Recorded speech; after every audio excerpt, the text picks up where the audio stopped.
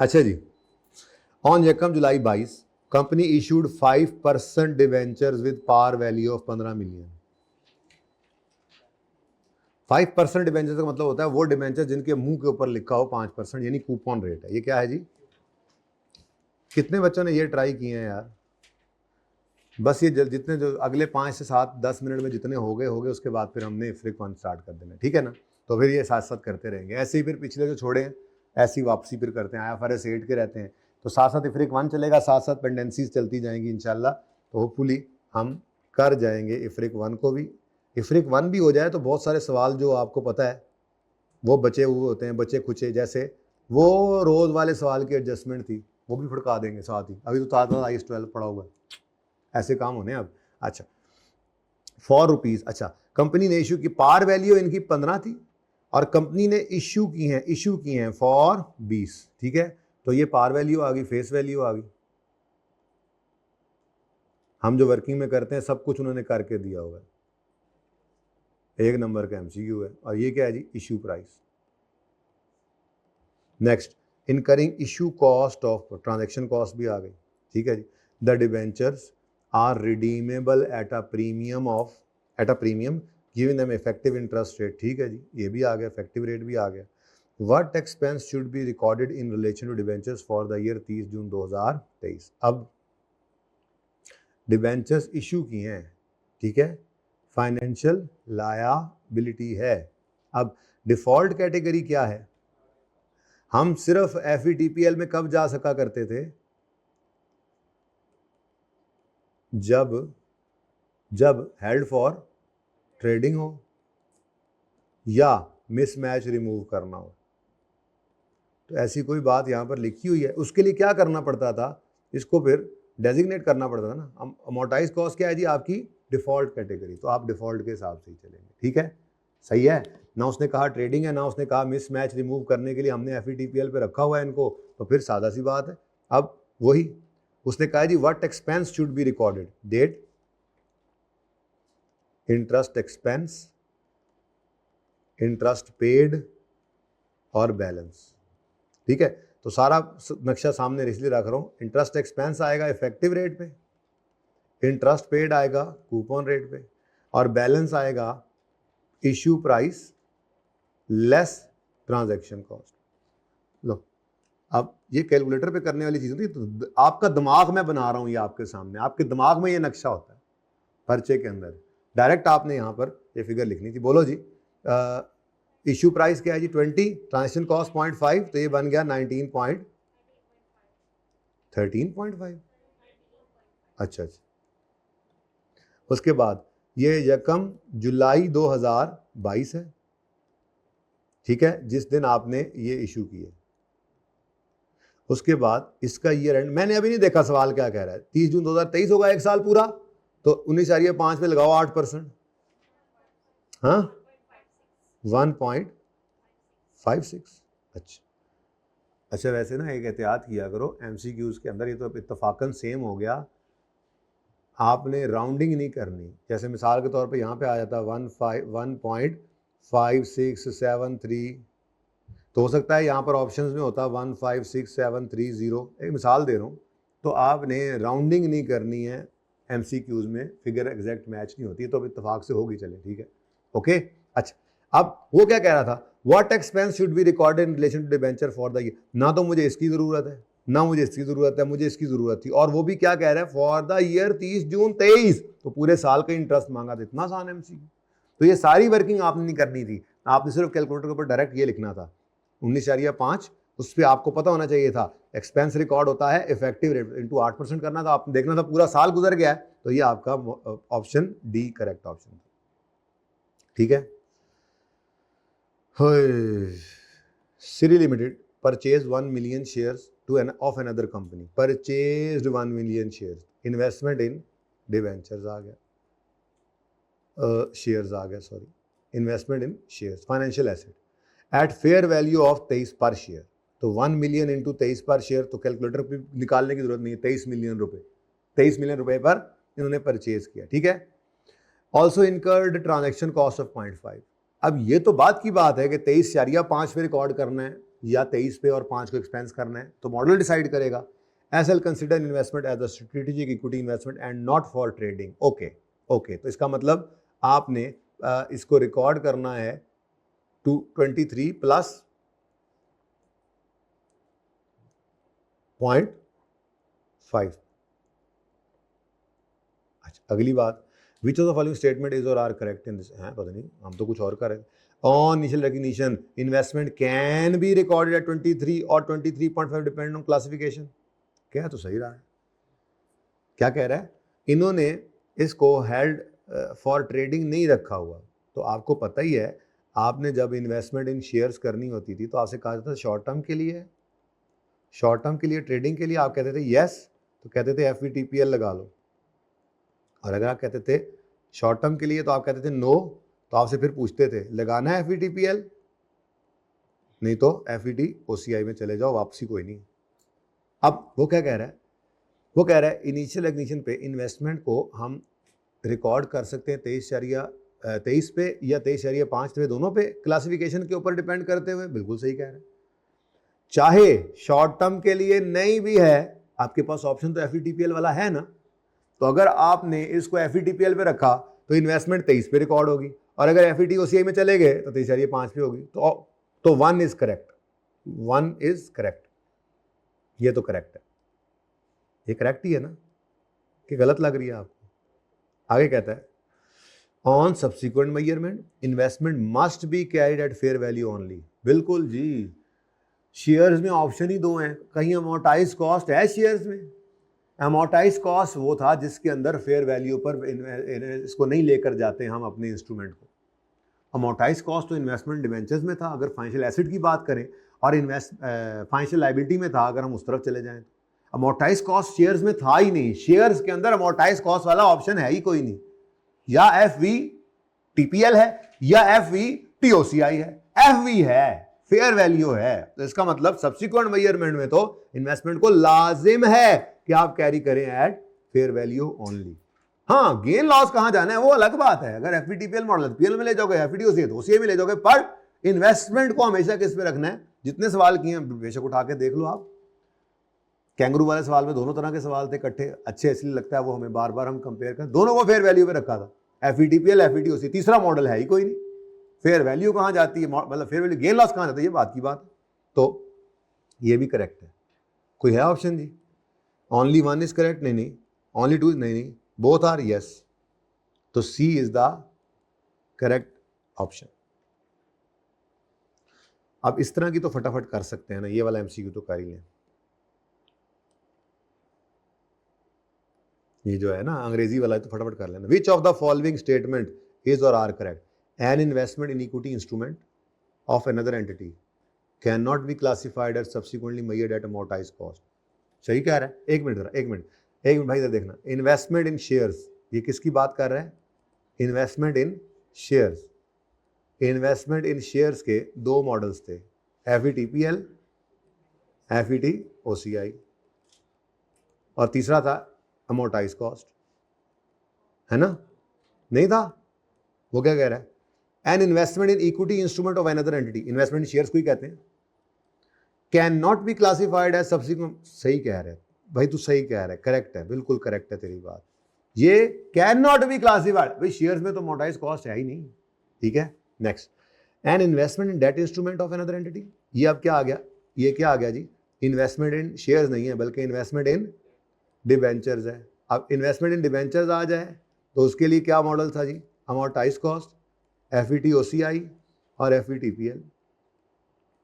यार बड़े मजे का स्टैंडर्ड नहीं है वैसे, मजे का इसलिए लग रहा है कि आता भी है और आता भी है, समझे नहीं, आता भी है पर्चे में और आता भी है आपको, मजे का स्टैंडर्ड हुआ ना फिर, है जी।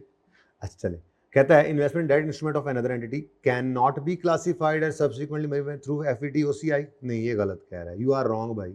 Can be, it can be classified. Debt instrument अगर होल्ड और मे सेल वाले ऑप्शन में जाता है, यानी बिजनेस मॉडल अगर होल्ड और मे सेल में जाता है, तो you can classify it as FVTOCI। भाई कैसे हो सकता है आप कह रहे हो कैन नॉट बी, नहीं भाई नहीं, ठीक है। तो इसका मतलब ओनली 1 इज करेक्ट। ऑप्शन पीछे भी देखा करो यार, आंसर सही जा रहे हैं। अब मैं तो कहता हूं ये 2 रह गए हैं यार, 2 करके आगे चलते हैं, ये सफ़ा तो पूरा हो जाए ना, ठीक है। ऊपर वाले का तो सिर्फ आंसर ही है ना, 17वां फिर ऊपर चला जाता है। तो देखो जी, Platinum Limited issues 100 million rupees. अच्छा ये अब बड़े कमाल की बात होती, कंसोलिडेशन में बड़ी प्रैक्टिस होनी है इस चीज। वो कह रहा है इश्यू किया है इन्होंने ₹100 मिलियन 5% डिवेंचर्स। अब मुझे बताओ ये टोटल फेस वैल्यू है, ये टोटल है या पर डिवेंचर है? अच्छा अगली बात,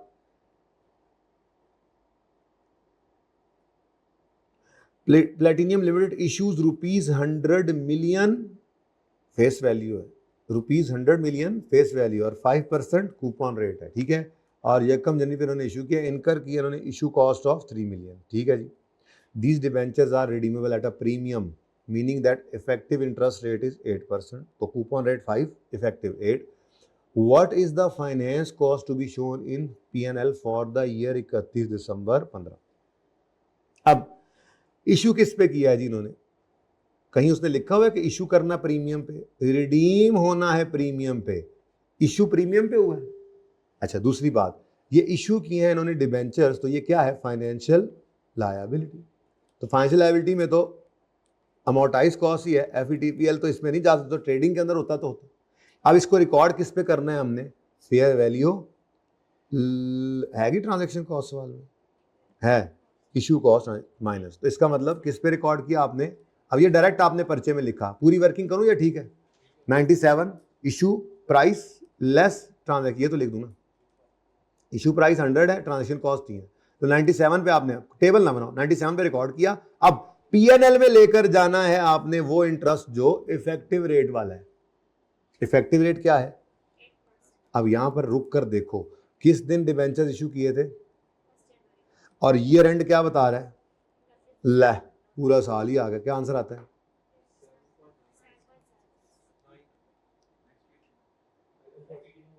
हैं 15 का कह रहा है, ओ मारे गए मारे गए मारे गए मारे गए मारे गए मारे गए, इंटरेस्ट एक्सपेंस इंटरेस्ट पेड, मारे गए, मैंने ध्यान से पढ़ा ही नहीं। और पर्चे में बच्चों ने भी ऐसे ही किया होगा, यकीन करो।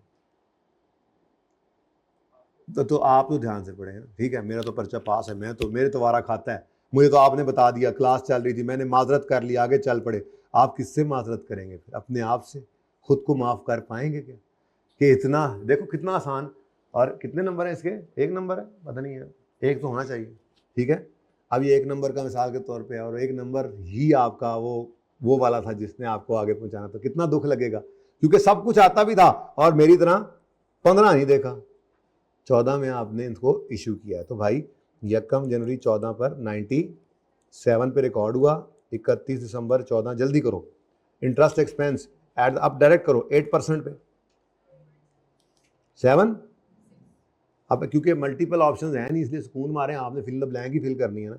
और इंटरेस्ट पेड होगा 100 पर 5% लेकर जी, और बैलेंस फिर जल्दी से आओ 31 दिसंबर 15 पर, कुछ तो मैं भी कर दूं जी, बस ठीक है। उसने क्या कहा था? एक्सपेंस इतना होना चाहिए, तो ये आपका 7.98। अब सही है, कह रहा राउंडेड टू 2 डेसिमल, सही है, ठीक है, तो सही है। वसीम लिमिटेड इशू 10 में सेम लग रहा है, incurring issue cost of debentures are redeemable at a premium giving them effective rate, what expense should be recorded in relation to debentures for the year 31 December 19। हाँ बस ये फर्क है कि ये डायरेक्ट भी हो सकता है, तो ये तो हो ही गया। 17 NLT acquire 6% ₹1000 TFCs, 6% is coupon rate. सवाल पढ़ने का तरीका आना चाहिए, इसमें फाइनेंशियल इंस्ट्रूमेंट में ये मसला होता है बस कभी कभी, ठीक है।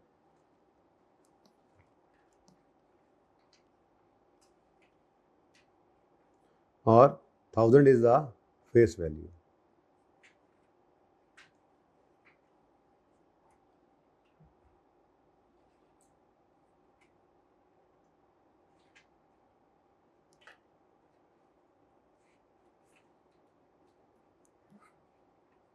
अच्छा जी, कूपन रेट आ गया, और 1000 क्या है जी, face value of financial asset for ₹970। Entity ने खरीदा है 1000 वाला TFC 970 का, एक ही खरीदा होगा, या ईयर एंड के स्टार्ट में। Interest receivable annually in arrear. TFC is redeemable at the end of year 3 at a premium of financial asset is measured at amortized cost. Effective interest rate is इतना। Calculate closing statement of financial position figure. इसका मतलब सारा कुछ ही करना पड़ना है, बस redemption value की जरूरत नहीं है। ओह ईयर 2 पे, हाँ फिर भी रिडेम्पशन की जरूरत नहीं है, ठीक है। तो debt description, sorry debt interest income at the rate of effective rate कितना है 8.1%, और इंटरेस्ट रिसीव यानी cash receive at the rate of 6%, और बैलेंस। अब एक्वायर किया इन्होंने, परचेज किया इन्होंने, इन्वेस्टमेंट इन डिबेंचर्स है, ठीक है। तो इन्वेस्टमेंट है तो आपने उसको purchase price plus transaction cost पे रिकॉर्ड करना है। तो 970 प्लस 0, कोई नहीं ट्रांजैक्शन कॉस्ट पूरे सवाल में, ठीक है। तो ये 970 से काम शुरू हो गया। यकम जनवरी ईयर 1, ठीक है। फिर आएगा जनाब 31 दिसंबर ईयर 1, तो 970 पे 8.1 लगाएं, और ये 6% आपने लगाना है 1000 पर, 60 बैलेंस। उसके बाद 31 दिसंबर ईयर 2 जी, और 1009, तो 1009 ऑप्शन कोई नहीं है, 1009 आ गया, फिल इन द ब्लैंक है, ठीक। बस मैं भी आ रहा हूँ पीछे पीछे आप, अल्लाह। अच्छा जी नेक्स्ट, ऑन यकम जनवरी 18 silver limited purchased 40,000 rupees 10 listed equity shares. ये नंबर ऑफ शेयर्स है, ये क्या है जी, नंबर ऑफ शेयर्स है। ये इनकी क्या है जी, face value, par value.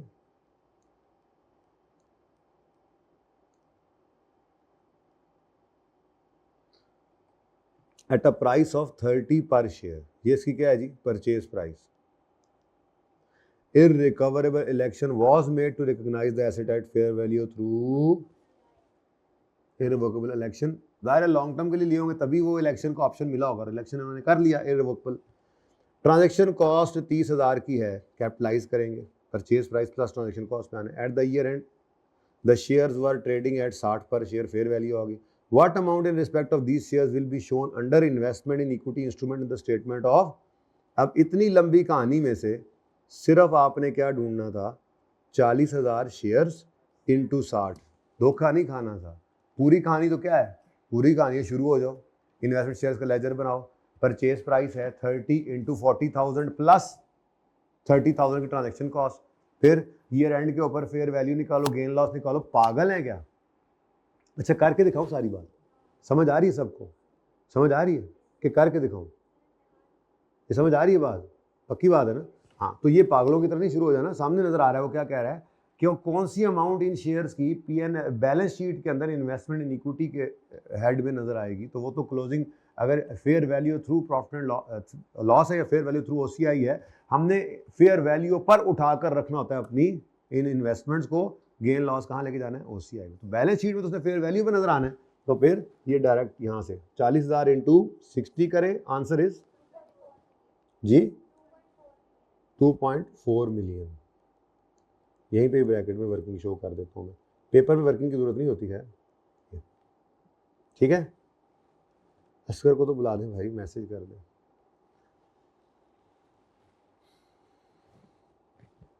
Mercury limited purchased 1 million shares, purchased shares, investment in shares, ये लिख लेते हैं तो हमारे सामने वो टेबल आ जाता होता है, ईजी हो जाता है हमारे लिए।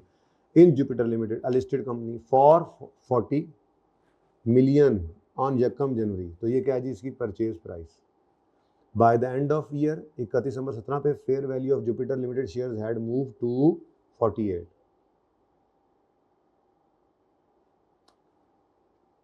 लिमिटेड शेयर, तो ये पर शेयर ही गिवन है। If Mercury were to dispose of these shares broker fees is, ये कॉस्ट टू सेल है बेटा।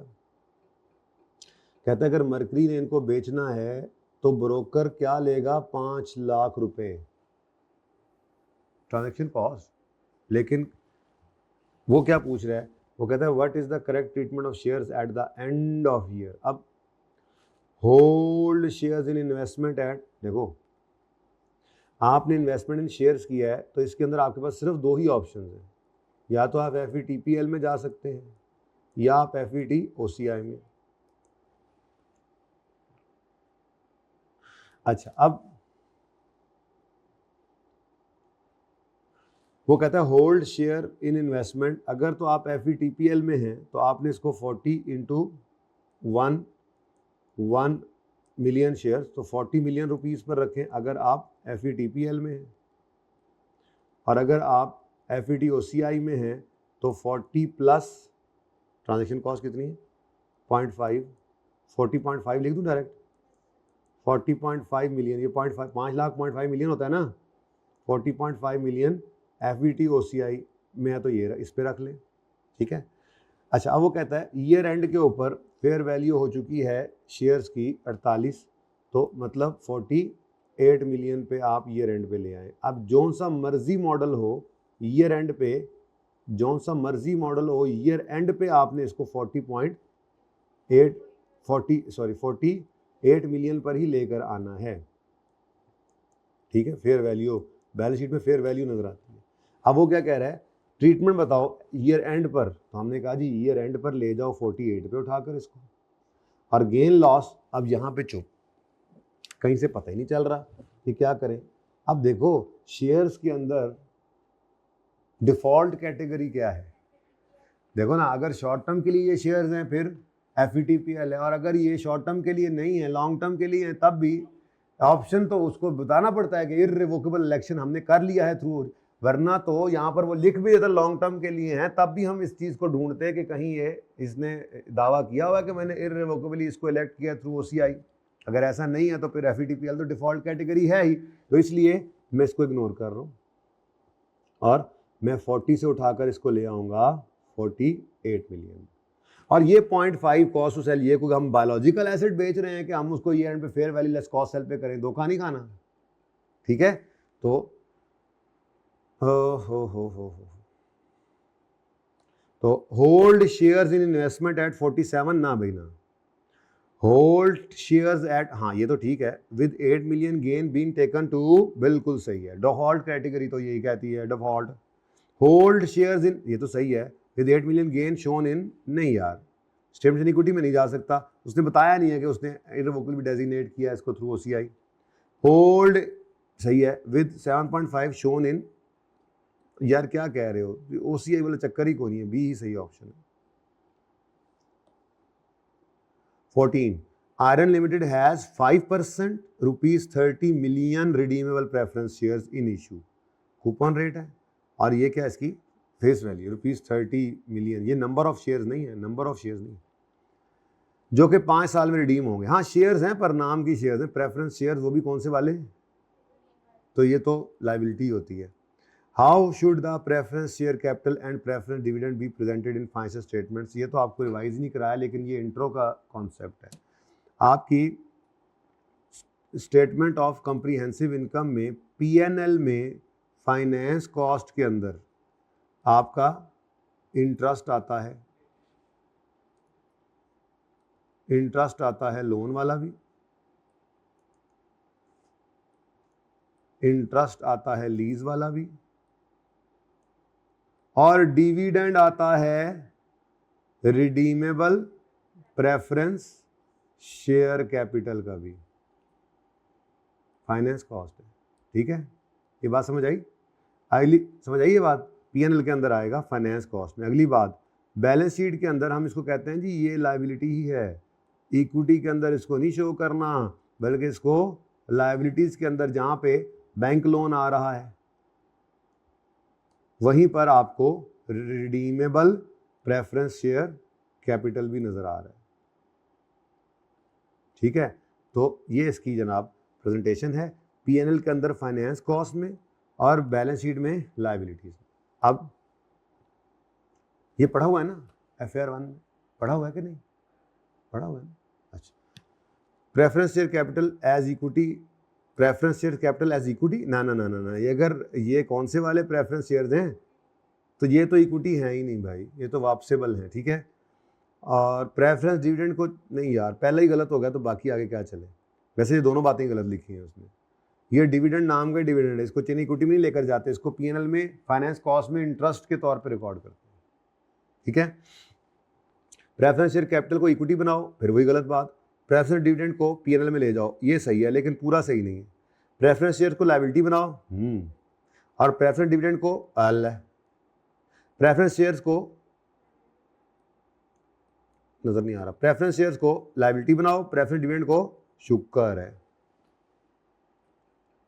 तो FAR 1 भी काम आ गया। 13 जी, निकल limited is uncertain of how to treat professional fees. For which of the following investment should professional fee be capitalized as part? Note को अभी हटा दो ना यार, सीधा सीधा पढ़ लें, आप ना काट देना पर्चे में, बात से समझ में आएगी। तो किस में प्रोफेशनल फीस किसे कहते हैं जी? Transaction cost. तो ट्रांजैक्शन कॉस्ट किस मॉडल में इनिशियल वैल्यू के अंदर ऐड करनी है? Acquisition of patent, acquisition of patent में ट्रांजैक्शन कॉस्ट ऐड हुआ करती थी। अब ये ना समझो कि ये IFRS 9 चल रहा है, अब ये ओवरऑल अकाउंटिंग में पूछ रहे हैं कि आप अगर कोई प्रोफेशनल फीस जो है वो इनकर करते हैं और आपने कोई इंटेंजिबल एसेट खरीदा है, उसके ऊपर कोई प्रोफेशनल फीस आपकी लगी है, कोई आपने एक्सपर्ट साथ ले गए थे उस इंटेंजिबल को पेटेंट को चेक करने के लिए, उसने आपसे फीस लिया है, तो वो ज़रूरी खर्चा नहीं है, वो तो एसेट कॉस्ट में ऐड होगा, ठीक। Acquisition of investment property, acquisition of fair value through OCI, yes. Acquisition of fair value through नहीं। अब उसने क्या कहा था, किस में नहीं होनी? D में नहीं, ठीक है। In order to be a debt instrument at amortized cost, which two of the following tests must be applied? Fair value test, नहीं। Contractual cash flow characteristic test, investment appraisal test, business model test, तो B और D। Macaw यार छेती इन्होंने जान छड़ाओ मेरी। Which of the following are not classified as financial instrument? Share options, अच्छा देखो अभी वैसे आपके सिलेबस में कोई नहीं है ये, लेकिन अब जी, share options, intangible assets, trade receivables, redeemable preference shares. Redeemable preference shares financial instrument हैं, क्योंकि ये एक ही किताबों में फाइनेंशियल लायबिलिटी, दूसरे किताबों में फाइनेंशियल एसेट या इक्विटी जो है वो कर रहे होंगे रेस। अब मिसाल के तौर पे किसी ने ये शेयर्स खरीदे तो उसका फाइनेंशियल एसेट है, दूसरे की ये फाइनेंशियल लायबिलिटी है, क्योंकि ये लायबिलिटी होती है वैसे भी रिडीमेबल वाले, तो ये तो फाइनेंशियल इंस्ट्रूमेंट है, हमने डेफिनेशन पढ़ी थी। ट्रेड रिसीवेबल्स बिल्कुल फाइनेंशियल एसेट है, ठीक है, क्योंकि हमने फाइनेंशियल एसेट की डेफिनेशन पढ़ी थी, money, contractual right to receive cash या कॉन्ट्रेक्चुअल राइट टू एक्सचेंज जब वो फेवरेबल हो जाए, याद आया कुछ? तो ये दोनों ही कॉन्ट्रेक्चुअल राइट टू रिसीव और पे हो सकते हैं। इंटेंजिबल नहीं, ये तो मॉनिटरी भी नहीं है और फाइनेंशियल एसेट भी नहीं है। याद है आपको मैंने थोड़ी सी बात की थी, क्योंकि क्या ये इंटेंजिबल एसेट मनी है? क्या ये contractual right to receive cash है? क्या ये कोई ऐसी एक्सचेंज ट्रांजेक्शन है जो फेवरेबल होने जा रही है? तो ऐसी तो कोई बात भी नहीं नजर आई, तो इसका मतलब ये नहीं है। शेयर ऑप्शंस क्या हैं जी? ये कॉन्ट्रेक्चुअल राइट टू रिसीव, ये कैश खुद नहीं है, लेकिन these are just like shares, ये भी ट्रेड होते हैं, शेयर ऑप्शन भी आप बेच सकते हैं, ठीक है। तो ये एक ऐसा ऑप्शन है जिससे आपको फेवरेबल, इससे फ़ायदा हो सकता है, फ़ायदा हो रहा होगा, बेच के निकल सकते हैं। तो इंटेंजिबल एसेट जो है वो फाइनेंशियल इंस्ट्रूमेंट नहीं है, ठीक है। बहरहाल समझ आ गया तो ठीक है, नहीं तो कोई बात नहीं। On 1 January 11 Oxygen Limited purchase a debt instrument for its fair value of 5 lakh. कब कितने का खरीदा है उन्होंने? 5। It has a principal amount of 550 and was due to mature in 5 years. The debt instrument carries fixed interest of 6% paid annually in arrear and has an effective interest rate of 8% held at amortized cost. अच्छा, अब requirement अब आई है, at what amount will the date instrument be shown in statement of financial position. बेटा यार इसको तो homework में कर लो, अब बहुत सिंपल है।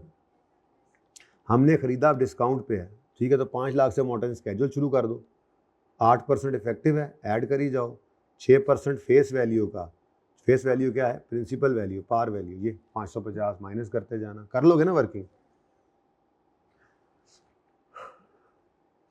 How does IFRS 9 require investment in equity instrument to be measured at and accounted for in the absence of any election at initial recognition।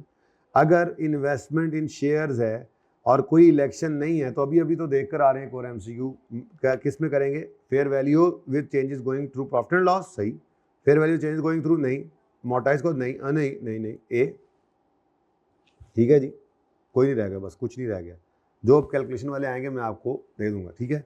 A 5% debenture was issued on 1st April at a total face value of 20 million. Direct cost of issue were 5 lakh, तो issue किया है हमने, तो हमने loan लिया है, total face value of, तो face value भी वही है और इशू भी उसी पे ही किया है, देख लो लिखा हुआ है 5% कूपन रेट वाले डिबेंचर्स को हमने इशू किया 1 अप्रैल को at total face value of this, issue भी इसी पे किया है। डायरेक्ट कॉस्ट है, ट्रांजेक्शन कॉस्ट आ गई, डिबेंचर्स 31 मार्च 13 पे जाकर रिडीम होंगे at substantial premium, effective interest rate है 10%, what amount will the debenture appear. यार ये भी हो जाने वाला सवाल, वर्किंग करोगे उसी तरह से, ये जिन्होंने नहीं किया अभी तक वो करेंगे, जिन्होंने कर लिया हुआ अच्छी बात है, ठीक है। Sodium Limited purchased a debt instrument which will mature in 5 years. SL intends to hold the debt instrument to, अब खरीदा है debt, investment in debentures purchased, ठीक है, ये फौरन लिख लिया करो अपने पास, इन्वेस्टमेंट इन डिवेंचर्स, ताकि आपके दिमाग में नक्शा आ जाए। टू कलेक्ट इंटरेस्ट, ठीक है, तो मेच्योरिटी तक रखना है, तो अमोर्टाइज कॉस्ट इसका डिफॉल्ट क्या है, amortised cost. How should this debt instrument be measured in financial statement, as a financial liability, नहीं, एज अ फाइनेंशियल, नहीं, financial asset, yes, at fair value through PNL, नहीं, ये तो इलेक्शन करना पड़ता है। Financial asset at amortised cost, कितने आसान MCQs होते हैं। If a company had incurred, और देखो पास पेपर वाले तो आप फौरन कर गए थे, तैयार है अब आपका ये टॉपिक, इंशाल्लाह गर्मा गर्म टॉपिक तैयार है, ठीक है। If a company had incurred transaction cost in issuing debentures, how should these have been, अब incurred transaction cost issuing debentures के वक्त तो माइनस करते हैं इशू प्राइस में से, लेकिन वो तब जब अमोर्टाइज कॉस्ट हो, और डिफॉल्ट ही अमोर्टाइज कॉस्ट, तो ऐड कर दो प्रोसीड्स ऑफ डिबेंचर में, नहीं, डिडक्ट करो from proceed, yes, amortise over मतलब एसेट बना के, नहीं, चार्ज, नहीं, तो B is the correct option. आखिरी सफा आ गया जी। For which category of financial instrument are transaction cost excluded from initial value, कि फाइनेंशियल ट्रांजैक्शन कॉस्ट किस में शामिल नहीं करनी बल्कि एक्सपेंस आउट करनी है, फाइनेंशियल इंस्ट्रूमेंट की किस कैटेगरी में, लायबिलिटीज एट अमोर्टाइज कॉस्ट में, तो इसको PNL में नहीं लेके जाते बल्कि माइनस करते हैं। एसेट एट FVTPL, हाँ, इसमें एक्सपेंस आउट करते हैं, एसेट की इनिशियल वैल्यू में नहीं डालते। Financial asset at fair value through, नहीं, इसमें भी कैपिटलाइज करते हैं, PNL में लेके नहीं जाते। एसेट नहीं, तो कौन सा है जी, B. Copper Limited purchased an investment of 15,000 shares on Yakam August at a cost of 65, which Copper intends to sell in short term.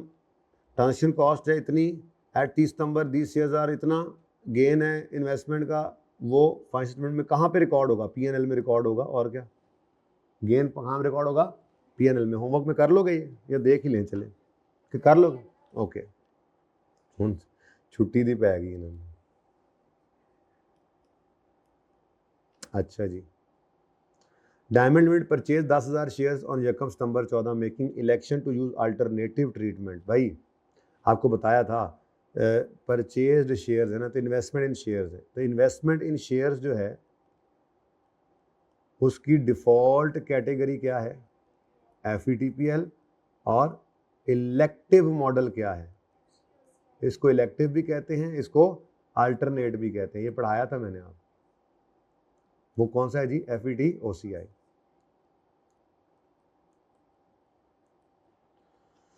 The shares cost 35 he, transaction cost, अब उन्होंने क्या डिसाइड कर लिया हुआ है, FET OCI, ठीक है। Transaction cost भी है 5000 एट 31 दिसंबर 14, शेयर्स आर ट्रेडिंग एट 45 रुपये ईच, ठीक है जी। What is the gain to be recorded, बड़े आसानी से निकल सकता है, FET OCI में है तो चलो कर लेना, हो जाएगा, चलो कर ही लो फिर, अब इतना पढ़ लिया तो नहीं, अब ऐसे नहीं, 10,000 इंटू, नहीं देखो ना, दीज शेयर्स कॉस्ट 35 ईच, मतलब आपने इनको कितने में खरीदा है, purchase 10,000 shares, these shares cost 35 each, मतलब आप कितना कॉस्ट किया उन्होंने, तो कितना बन गया, जो भी बना ट्रांजैक्शन कॉस्ट भी उसके अंदर ऐड कर दिया आपने, तो टोटल क्या बन गया इनिशियल मेजरमेंट पर, ठीक है जी। ईयर एंड के ऊपर वो कहता है शेयर्स जो हैं 10,000 शेयर्स थे और वो 45 के हो गए, तो आंसर इज, अब गेन कितना है, ये गेन कहाँ जाएगा, FET OCI में, ठीक है। तो gain to be recorded for the year कितना है, ये C। अच्छा तो शुक्र है ये नहीं पूछा कहाँ रिकॉर्ड करना है, वैसे पूछ भी लेता तो आपको पता ही है, आपने बता देना था उसको कहाँ रिकॉर्ड करो।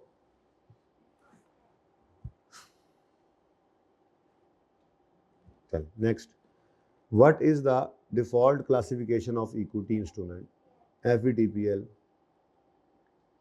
for debt instrument to be held at amortized cost, debt investment yani investment debentures, it must pass two tests, one of these is contractual cash flow, what is the other, business model test,